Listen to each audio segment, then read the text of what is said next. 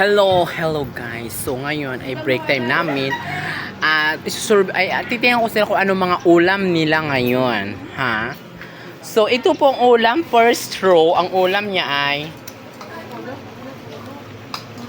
during sardine. Ay, di pala, tuyo. Tuyo na walang ulo. Plus San Marino.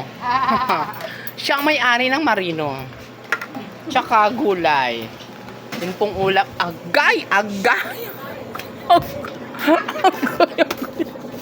Ang sakit.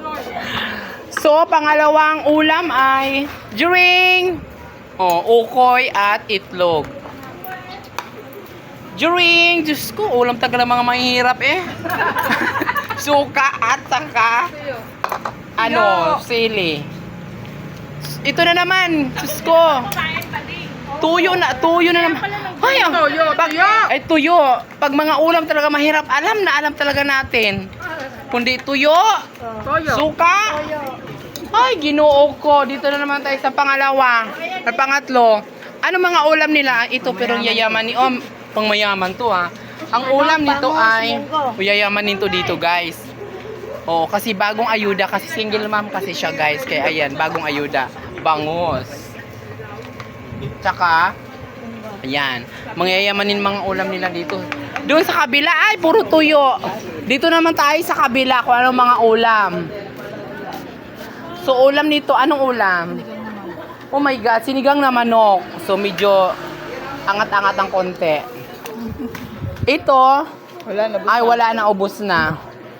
Itong ulam, wow, ulam to tilapia, tilapia. Paborito mo din yan, tilapia. Oo, tilapia galing sa ilog.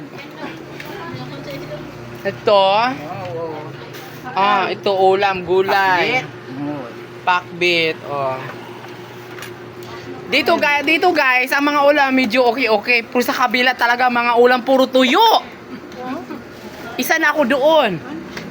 Pero masarap siya. Yan lang po guys, ang ulam. Nakakuha na ako ng saging. May isa na naman saging ako. Ayun na yung isa.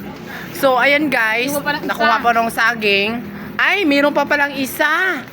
Ano mga ulam nyo dyan? Rabbit.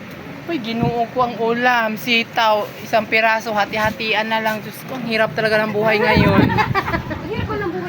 Makakapagsarap na lang ulam kapag may ayuda. Tama. Kaso lang, wala nang ayuda ngayon. So, hanggang sitaw na lang po tayo.